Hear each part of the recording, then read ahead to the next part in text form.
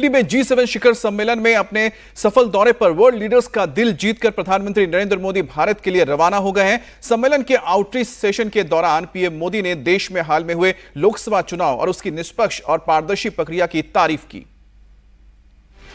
PM Modi ने देश की चुनावी प्रक्रिया को पूरे लोकतांत्रिक विश्व के लिए बड़ी जीत बताया। उन्होंने कहा कि भारत का चुनाव लोकतंत्र का सबसे बड़ा पर्व है। G7 समिट को संबोधित करते हुए पीएम मोदी ने कहा कि G7 संघ उनके देश का संवाद और सहयोग जारी रहेगा।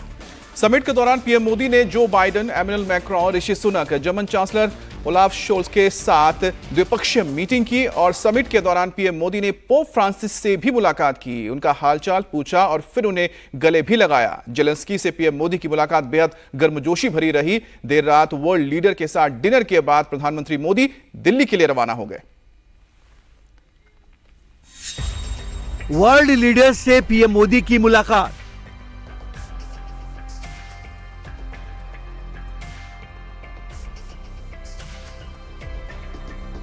द्विपक्षीय बैठक में अहम मुद्दों पर चर्चा।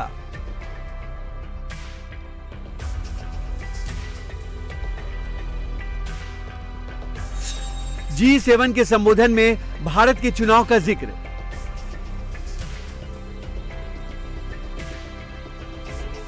G7 सम्मेलन में हिस्सा लेने इटली गए पीएम मोदी ने G7 शिखर सम्मेलन के आउटरीच सत्र के दौरान भारत के चुनाव का जिक्र किया।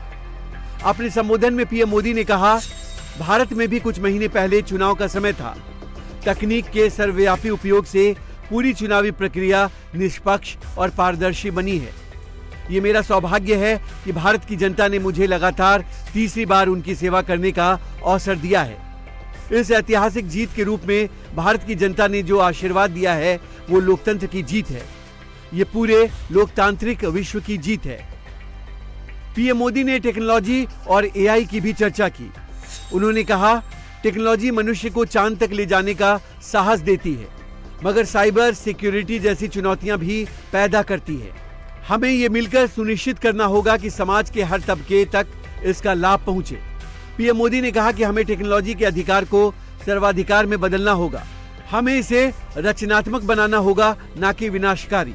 तभी हम एक बेहतर समाज बना पाएंगे। भारत एआई के लिए राष्ट्रीय नीति बनाने वाले कुछ देशों में शामिल है। इसके लिए हमने एआई मिशन भी लॉन्च किया है। इसका मूल मंत्र है एआई फॉर ऑल। इटली दौरे का दूसरा दिन पीएम मोदी के लिए काफी व्यस्त रहा। इस दौरान उन्होंने दुनिया के ताकतवर माने जाने वाले कई देशों के राष्ट्राध्यक्षों से अलग से मुलाकात की।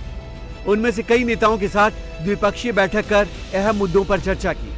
पीएम मोदी ने सम्मेलन का आयोजन करने वाले देश इटली की पीएम जॉर्जिया मेलोनी के साथ अलग से मुलाकात कर द्विपक्षीय मुद्दों पर चर्चा की।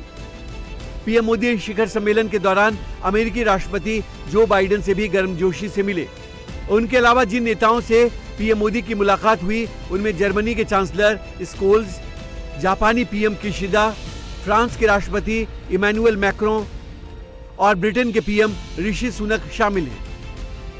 पीएम मोदी ने कनाडा के पीएम जस्टिन ट्रूडो, ब्राजील के राष्ट्रपति लुइस इनसियो लुला दा सिल्वा, तुर्की के राष्ट्रपति रजब तैयब एर्दोगान और यूएई के राष्ट्रपति मोहम्मद बिन जायद अल नाहयान से मुलाकात की। इस दौरान पीएम मोदी ने यूएई के राष्ट्रपति को गले से लगा लिया। पीएम शिखर सम्मेलन के दौरान वर्ल्ड लीडर्स ने सामूहिक फोटो सेशन भी कराया, जिसमें पोप फ्रांसिस भी मौजूद रहे। पीएम मोदी ने वेटिकन सिटी के प्रमुख पोप फ्रांसिस से अलग से भी मुलाकात की। उन्हें भारत आने का न्योता भी दिया। पीएम मोदी ने संयुक्त राष्ट्र महासचिव एंटोनियो गुटेरेस से भी अलग से मुलाकात की। भारत रवाना होने से पहले पीएम मोदी ने एक्स पर लिखा, अपुलिया में G7 शिखर सम्मेलन में बहुत ही उपयोगी दिन रहा। विश्व नेताओं से बातचीत की और कई विषयों पर चर्चा की। साथ मिलकर हमारा लक्ष्य ऐसे प्रभावशाली समाधान तैयार करना है जिससे वैश्विक समुदाय को लाभ हो और भावी पीढ़ियों के लिए एक बेहतर दुनिया का निर्माण हो।